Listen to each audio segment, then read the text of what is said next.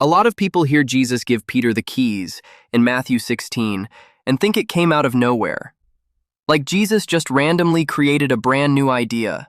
But if you were a first-century Jew, your ears would have perked up immediately because keys already meant something.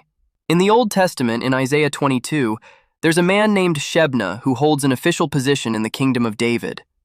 He's the steward of the king's house, basically the king's right-hand man. But Shebna is corrupt, so God removes him and replaces him with another man named Eliakim. And listen to what God says when he gives Eliakim the office. He says, "I will place on his shoulder the key of the house of David. What he opens no one shall shut, and what he shuts no one shall open."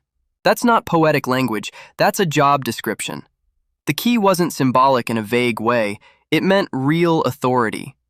The steward wasn't the king, but when the king was away, the steward governed the household in the king's name. He decided who was in, who was out, what was permitted, what was forbidden. And notice something important. When Shebna is removed, the office doesn't disappear. It's filled by someone else. That tells you this role was meant to continue. Now fast forward to Matthew 16. Jesus looks at Simon and changes his name to Peter, just like God does in the Old Testament when someone is given a covenant role. And then Jesus says, "I will give you the keys of the kingdom of heaven.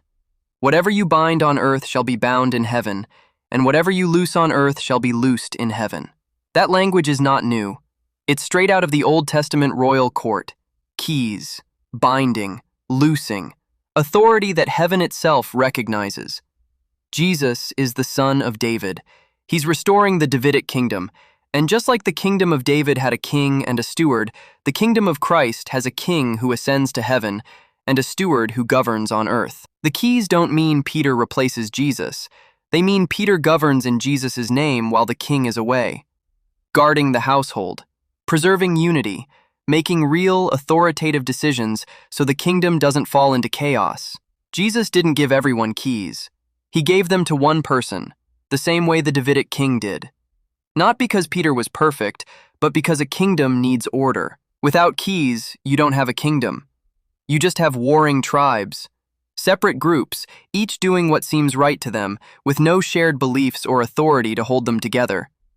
Jesus said, "As my Father appointed a kingdom for me, so do I appoint one for you."